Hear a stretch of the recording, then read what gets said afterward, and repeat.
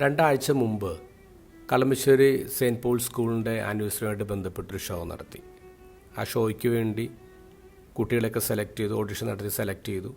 Practice തുടങ്ങേണ്ട ദിവസം അതിലൊരു കുട്ടി വന്നില്ല. 4ാം ക്ലാസ്സിൽ പഠിക്കുന്നൊരു കുട്ടിയാണ്. അപ്പോൾ അധികം സമയമില്ലാത്തതുകൊണ്ട് ഞാൻ ഇൻചാർജിനോട് പറഞ്ഞു, നമുക്ക് പകരം വേറൊരു കുട്ടിയെ സെലക്ട് ചെയ്യണം. അപ്പോൾ 4ാം ക്ലാസ്സിൽ പഠിക്കുന്ന 4 കുട്ടികളാണ് സെലക്ഷൻ വേണ്ടി കൊണ്ടു നിർത്തിയത്. അതിലൊരു കുട്ടി വളരെ സ്മാർട്ടായിരുന്നു. അവന് കൊടുത്ത ഡയലോഗ്സ് അവൻ ഈസി ആയിട്ട് റെൻഡർ ചെയ്തു. അപ്പം ഞാൻ തമാശക്കാരോട് ചോദിച്ചു, എവിടെയായിരുന്നു ഇത്ര ദിവസം? അപ്പോൾ അവൻ വളരെ ഗൗരവത്തോട് പറഞ്ഞു, ഞാനിവിടെ തന്നെ ഉണ്ടായിരുന്നു, എന്നെ ആരും വിളിച്ചില്ല. 2000-ഓളം കുട്ടികൾ പഠിക്കുന്ന സ്കൂളാണ്. അപ്പം ഞാനിങ്ങനെ ചിന്തിച്ചു, എത്രയോ ഫൈൻ ടാലൻറ്റ്സ് ഉണ്ടാവണം ഞാൻ ഇതുവരെ കണ്ടെത്താത്തത്.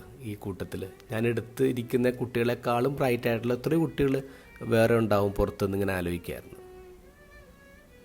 നവീകരണത്തിലേക്ക് വന്ന പല ആൾക്കാരും പറയുന്നത്, ഞാൻ ഈശോയെ കണ്ടെത്തിയ ദിനം, ഞാൻ ഈശോ എൻകൗണ്ടർ ചെയ്ത ദിവസം എന്നൊക്കെയാണ്.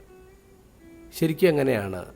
നമ്മൾ ഈശോനെ കണ്ടെത്തുകയാണോ അല്ലെങ്കിൽ ഈശോ നമ്മളെ കണ്ടെത്തുകയാണോ ചെയ്തത്?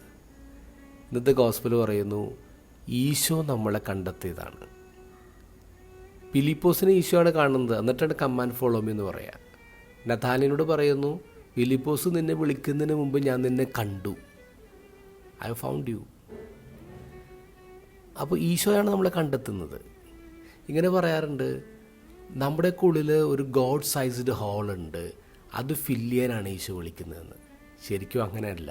ദൈവത്തിൻ്റെ ഉള്ളിൽ ഒരു യു സൈസ്ഡ് ഹോളുണ്ട്, നിൻ്റെ വലിപ്പത്തിലൊരു ഹോളുണ്ട്, അതിലേക്ക് അത് ഫില്ല് ചെയ്യാനാണ് ഈശോ വിളിക്കുന്നത്.